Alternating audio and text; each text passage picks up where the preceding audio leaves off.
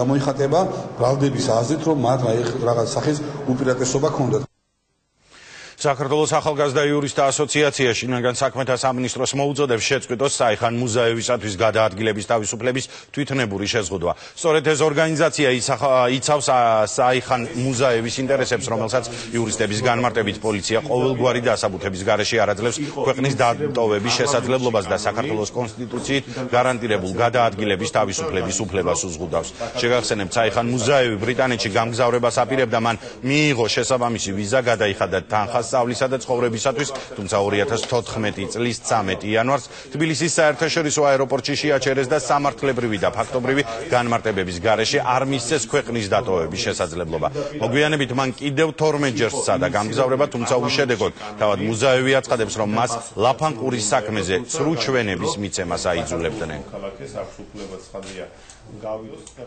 ჩვენ მივმართეთ სასამართლოს ამ საქმესთან დაკავშირებით სარჩელით შინაგან საქმეთა სამინისტროს წინააღმდეგ და აქაც წავაწყდით პრობლემებს.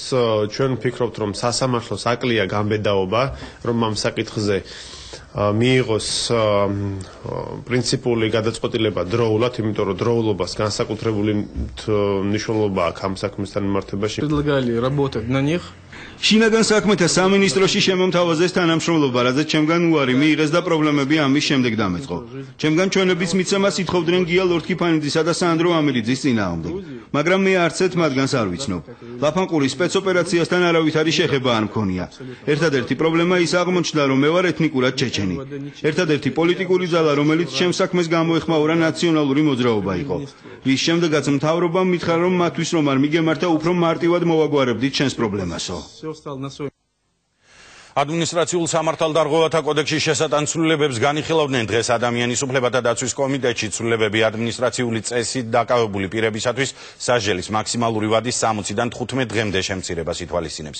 ინიციატივა ადმინისტრაციული დარღვევის ყველა მუხლს შეეხება. ცვლილებების მიხედვით სამართალდამცველი ვალდებული ხდება მოქალაქეს დაკავებისთანავე განუმარტოს მიზეზი და უფლებები და ერთი სატელეფონო ზარის უფლებაც მისცეს.